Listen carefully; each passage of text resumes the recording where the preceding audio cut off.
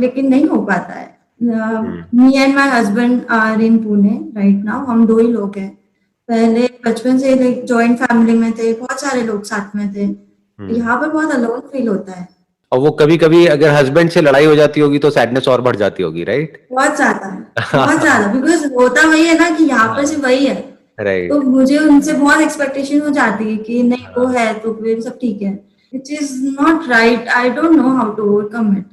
और ये सीखना बहुत जरूरी है कि अकेले में अपने साथ में खुश कैसे रहें। बिकॉज क्या होता है कि अगर हमको ये नहीं आता है तो ना चाहते हुए भी हमारी एक्सपेक्टेशंस बहुत ज्यादा हो जाती हैं सबसे। होता है। तो अब इसका जो सोल्यूशन है वो ये है कि आपको कुछ ऐसी हैबिट्स इनकलकेट करनी होगी, क्योंकि जैसा कि आप बता रहे हैं कि भाई बचपन से जॉइंट फैमिली में रहे हैं, तो अब उसमें क्या होता है कि एनवायरनमेंट ऐसा होता है कि आसपास में बहुत सारे लोग होते हैं।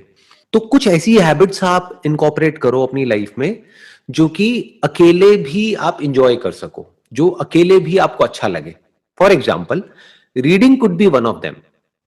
कि अगर अभी रीडिंग की आपकी हैबिट नहीं है, मान लेते हैं अभी है वैसे आपकी रीडिंग की हैबिट या नहीं है अभी फिलहाल? पहले थी, अब छूट गई है। अब छूट गई है ना? तो उसको वापस से इनकॉर्पोरेट करना है अपनी लाइफ में, वो बहुत जरूरी है। बिकॉज क्या होगा कि अकेले भी आपके पास में कुछ ऑप्शंस होंगे कि जब कुछ नहीं है करने के लिए तो बजाय कि बैठे बैठे आप सोचते रहो, नहीं तो क्या होगा, अकेले में आप ओवर थिंकिंग वाले मोड में चले जाओगे, कुछ भी माइंड में आने लग जाएगा, उल्टे सीधे थॉट्स आने लग जाएंगे। तो सबसे इंपॉर्टेंट क्या है कि आपको खुद के साथ में अकेले में भी खुश रहना सीखना होगा। तो आपको ऐसा कुछ ढूंढना होगा जो अकेले जब आप करते हो तो आपको अच्छा लगता है करके। That could be painting, that could be reading, that could be just going for a walk in the park, that could be anything. बहुत कुछ हो सकता है। पहले तो माइंड को खोलो कि अकेले भी बहुत कुछ हो सकता है, राइट? बहुत कुछ क्रिएटिव हो सकता है, बहुत कुछ कंस्ट्रक्टिव हो सकता है। तो जब आप वो सोचोगे, फॉर एग्जाम्पल मेडिटेशन है, योगा है, प्राणायाम है, there are lot of things that you can do alone also. तो वो आपको सोचना है। और अगर और एक और लेवल और आगे आपको बढ़ना है तो अकेले में बैठ करके क्रिएटिवली कैसे सोचते हैं या फिर सॉल्यूशन ओरिएंटेड थिंकिंग क्या होती है, उसकी भी प्रैक्टिस करनी पड़ती है। जब हम अकेले होने से डरते हैं ना, तो क्या होता है कि जैसे आप अकेले होगे तो वो थॉट्स और तंग करेंगे आपको, आपकी जो फीलिंग्स है, इमोशंस है, वो और तंग करेंगे, राइट? माइंड ओवर एक्टिव हो जाएगा। लेकिन अकेले में एक और भी काम है जो करना होता है। फॉर एग्जाम्पल, कि एक है कि आप कहीं वॉक कर रहे हो या कहीं जा रहे हो तो कानों में म्यूजिक लगा लिया, है ना, कुछ सुन रहे हो। तो हमेशा हम कोशिश करते हैं कि कुछ ना कुछ हो जिसपे हम डिपेंड कर सकें, कि हमारा माइंड किसी ना किसी तरीके से ऑक्यूपाइड रहे, खाली ना रहे। घर में भी होगे तो आप कोशिश करोगे टीवी ऑन करके छोड़ दोगे कि कुछ ना कुछ, है ना? काम करते हुए भी सॉन्ग सुनना, घर पे भी कुछ काम करे तो साइलेंस नहीं चाहिए ना। एग्जैक्टली। तो आप साइलेंस से डर लगता है। अगर आप समझोगे ना अपने माइंड को, आपको साइलेंस से डर लगता है, आपको अकेलेपन से डर लगता है, तो उस साइलेंस को फेस करो। डर को खत्म करने का सिर्फ एक तरीका है कि जिस चीज से आपको डर लगता है उसको फेस करो। साइलेंस में कुछ देर बैठना शुरू कर दो। अभी एकदम से आप 1 घंटे के लिए मत बैठो। डेली का अपना एक रूटीन बना लो कि 5 मिनट मुझे साइलेंस में रहना है। इतना तो कर सकते हो ना? डेली का 5 मिनट साइलेंस में रहना है, जब ना मेरे आसपास में कोई मोबाइल फोन होगा, ना कोई म्यूजिक होगा, ना टीवी ऑन होगा, ना कोई पर्सन होगा, कुछ नहीं होगा। अकेले में बैठूंगी और सिर्फ जो भी है मेरे आसपास में, जो भी है उसकी तरफ अवेयर हो जाऊंगी। This is meditation. For example, daily 5 minute के लिए आपके घर में कोई विंडो है, बस विंडो के पास में जाकर के खड़ी हो जाऊंगी, या बैल्कनी है, वहां पर जाकर के खड़ी हो जाऊंगी और देखूंगी कि लोग क्या कर रहे हैं। अगर डेली का 5-10 मिनट आप ये कर सकते हो तो इसको मेडिटेशन बोलते हैं। आप क्या कर रहे हो? आप अवेयर हो रहे हो, जो भी कुछ हो रहा है आपके आसपास में उसके लिए आप अवेयर हो रहे हो, उसकी तरफ आपकी अवेयरनेस बढ़ रही है। तो धीरे धीरे आपको समझ आएगा कि अकेले रहना इतना बुरा नहीं है जितना हमको लगता है।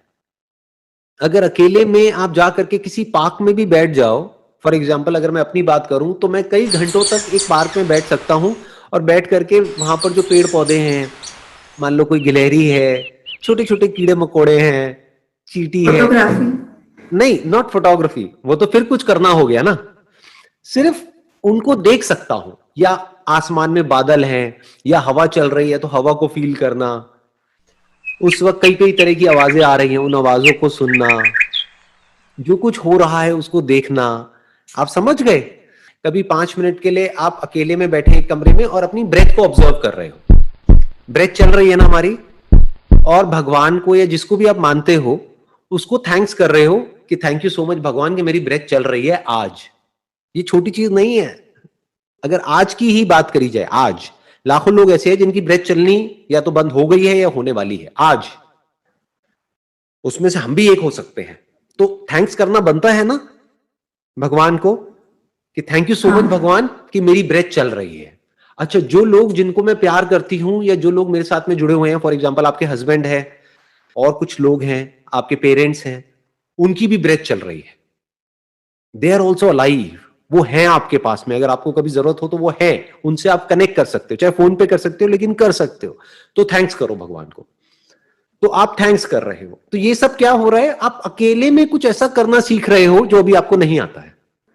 ये जो फीलिंग ऑफ ग्रैटिट्यूड है, ये भी थिंकिंग है, लेकिन एक अलग तरह की थिंकिंग है उस थिंकिंग से जिस थिंकिंग की हमको आदत पड़ी हुई है।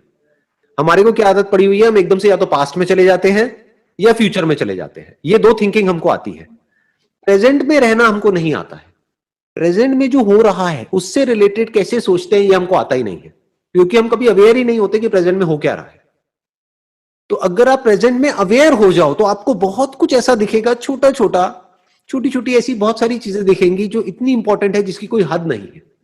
फॉर एग्जाम्पल, आपने आंख बंद करी और एकदम से आंख खोली और कहा कि मुझे दिख रहा है, थैंक यू सो मच भगवान कि मेरी आंखें ठीक है, मुझे दिख रहा है। दुनिया में लाखों करोड़ों लोग ऐसे हैं जो देख नहीं सकते हैं। अच्छा, मुझे सुनाई दे रहा है, मेरे को कई आवाजें आ रही हैं, इसका मतलब मेरे कान भी ठीक है।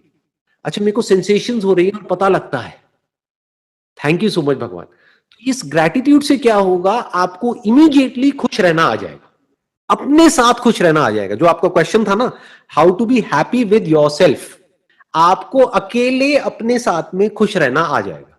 आपको समझ आएगा खुश रहने के लिए ज्यादा कुछ नहीं चाहिए, ना ज्यादा लोग चाहिए, ना कोई टीवी चाहिए, ना मोबाइल चाहिए, ना उसमें कोई म्यूजिक चाहिए।